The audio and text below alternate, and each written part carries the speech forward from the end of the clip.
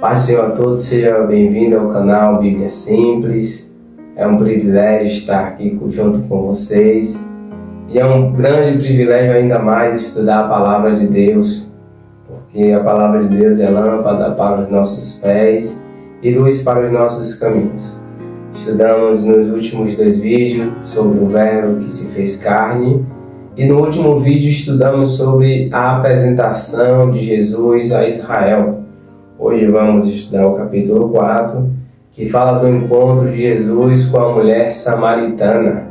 Jesus passa ali em Samaria, especialmente na cidade chamada Sicar, no poço de Jacó, e ele passa e tem um diálogo profundo com aquela mulher.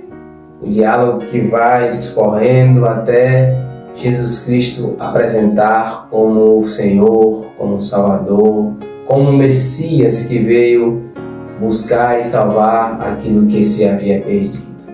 Então vamos ler aqui o capítulo 4, começando do versículo 1, que diz assim: Portanto, quando o Senhor soube que os fariseus tinham ouvido o que Jesus fazia e batizava mais discípulos do que João, embora o próprio Jesus não tenha batizado, mas os seus discípulos, ele deixou a Judéia e partiu novamente para a Galiléia. Jesus Cristo tinha uma missão aqui na terra. Ele colocou no seu coração voltar novamente para a Galiléia. Era necessário ali ir para a Galiléia. O versículo 4 diz assim: era necessário passar por Samaria. Havia vários caminhos que Jesus pudesse passar, mas a necessidade de passar por Samaria era muito grande. Havia uma necessidade ali para que Jesus Cristo passasse. O versículo 5 diz assim: então ele chega a uma cidade de Samaria, que é chamada Sicar, perto das terras que Jacó deu a seu filho José. Verso 6: ora, o poço de Jacó estava ali. Jesus, pois cansado da viagem, assentou-se assim junto do poço, e era cerca da hora sexta. Então Jesus, ele tem o jeito, a forma de chegar.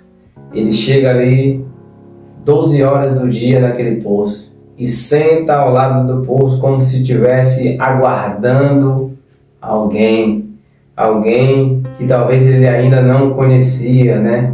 Mas que ele iria conhecer aquela mulher. O verso 7 diz assim: então veio uma mulher de Samaria para tirar água.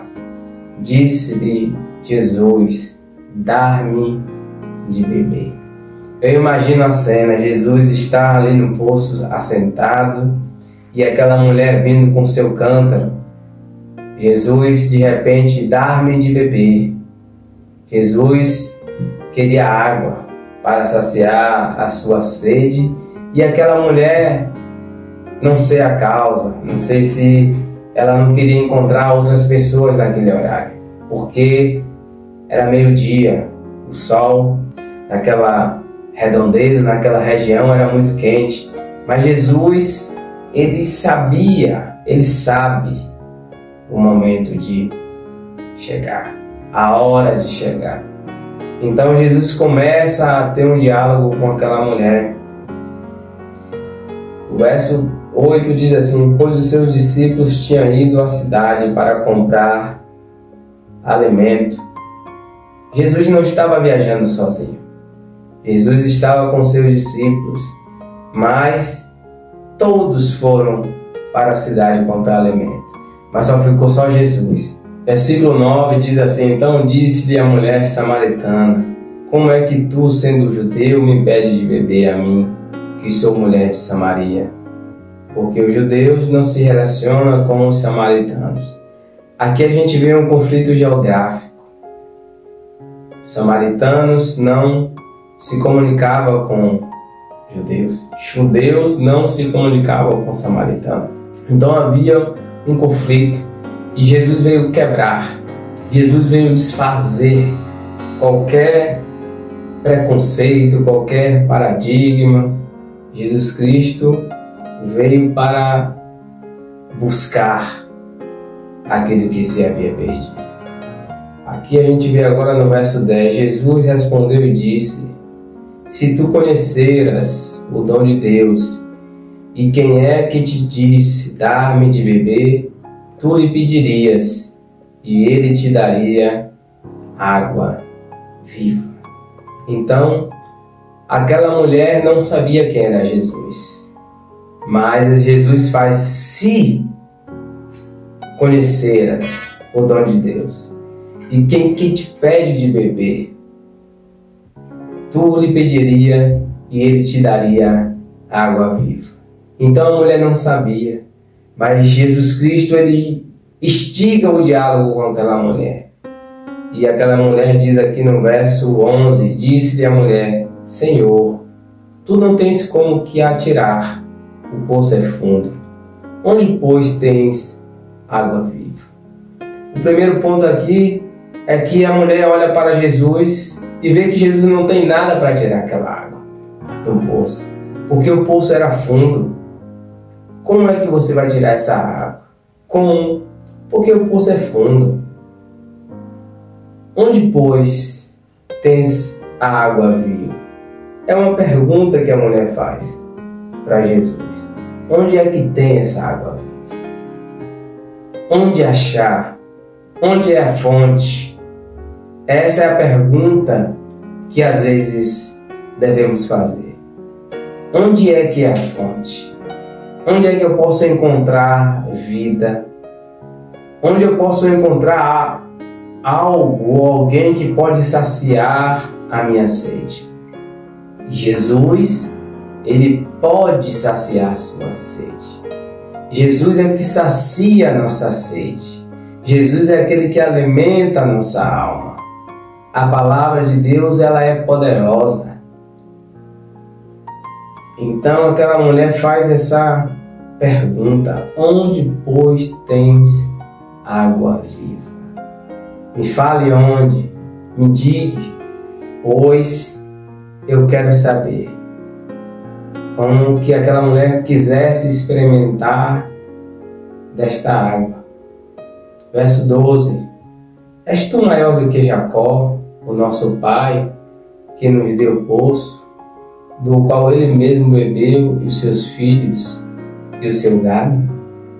Então aquele poço já havia saciado sede de muitas pessoas, de muitas famílias, de muitos animais. Então aquele poço, ele era famoso por saciar a sede de muitas pessoas. Mas a pergunta que aquela mulher faz é: tu és maior do que Jacó? E o nosso Deus é maior. O nosso Deus, ele é poderoso. Às vezes a gente procura fontes diferentes, a gente busca caminhos diferentes, mas só existe só uma fonte. Só existe somente uma água que pode saciar nossa sede, que pode preencher o vazio do nosso coração, da nossa mente. E é Jesus. Jesus é a água da vida. Quem beber desta água jamais terá sede. Vamos caminhando. Verso 13: Jesus respondeu e disse: qualquer que beber desta água terá sede novamente. De que água? Do poço de Jacó, do poço que bebeu a sua família, os seus familiares, os seus criados, o seu gado. Verso 14: mas aquele que beber da água que lhe der, nunca terá sede, mas a água que ele lhe der se fará nele uma fonte de água a jorrar para a vida eterna. Então Jesus revela para aquela mulher que é a verdadeira água. Jesus revela para aquela mulher que é a verdadeira fonte. Às vezes você está aí pensando, onde eu estou perdido, eu estou com minha mente vazia, eu estou com meu coração, faltando algo. E esse algo eu posso te falar, esse algo é Jesus. Jesus pode preencher o seu vazio do seu coração. Jesus pode transformar a sua vida. Vamos continuar aqui. Versículo 15. Disse-lhe a mulher: Senhor, dá-me desta água, para que eu não tenha sede e não venha aqui tirá-la. A mulher não havia entendido ainda o que Jesus queria falar. Aí Jesus aprofunda mais ainda o diálogo na sua vida pessoal. Jesus diz assim, verso 16: Disse-lhe Jesus: Vai e chama o teu marido e vem cá. Jesus queria colocar aquela mulher para pensar, para repensar como estava a sua vida no momento. Jesus, ele queria que aquela mulher desse uma virada de chave na sua vida, que verdadeiramente a sua vida fosse transformada. Verso 17 diz assim: a mulher respondeu e disse: Eu não tenho marido. Disse-lhe Jesus: Disseste bem, não tenho marido. Até aí está tudo bem. Jesus entende que está tudo bem, disseste bem. Verso 18: Porque tu tivesse 5 maridos, e o que agora tens não é o teu marido. Isso disseste com verdade. Então havia uma parte da história que a mulher não havia contado. Mas Jesus revelou. Existe lado da nossa vida que pensamos que deixamos coberto, para que ninguém veja, para que não seja revelado, para que não seja falado. Mas diante de Jesus Cristo, todas as coisas são descortinadas, porque os olhos do Senhor são os olhos como chama de fogo. Tudo Ele vê, porque Ele conhece o profundo e o escondido. Vamos continuar a leitura do texto. Verso 19. Disse-lhe a mulher: Senhor, eu vejo que tu és um profeta. Então aquela mulher reconheceu Jesus como um profeta. A conversa está se aprofundando. Jesus Cristo está chegando no ponto que Ele quer chegar. Verso 20. Nossos pais adoraram neste monte, e vós dizeis que é em Jerusalém o lugar onde o homem deve adorar. Agora havia um conflito também de lugar de adoração. Os judeus falavam que era em Jerusalém. Os samaritanos falavam que era no Monte Gerizim. Mas onde é? A mulher queria resolver também isso. Eu quero saber onde é que deve adorar. Eu quero saber onde é que eu devo adorar. Qual é o lugar certo? Qual é a forma exata? Muitas das vezes a gente fica com a nossa religiosidade. A gente pensa que a nossa adoração é somente na igreja. Mas a gente vai ver que o Pai procura verdadeiros adoradores. Verdadeiros adoradores. Não lugar. São adoradores e verdadeiros. Então vamos continuar com o texto. Verso 21.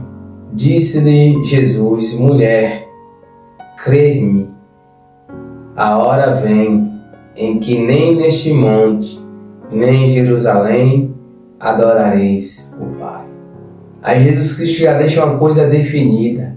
A hora vai chegar, que não vai ser nem em Jerusalém e nem no Monte Gerizim onde deve adorar. A hora vem.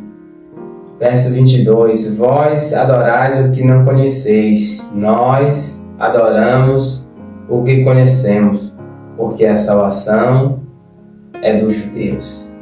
Então, a salvação vinha da descendência de Davi. Jesus indica para aquela mulher e revela que todas as coisas, estava sendo conduzido por Deus e pela sua palavra.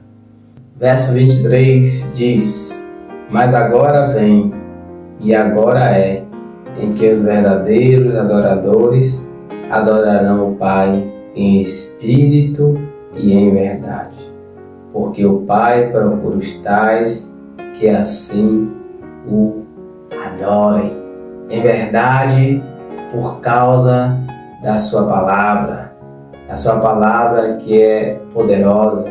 Em verdade, tem que ser de coração, de alma, totalmente rendida ao nosso Salvador.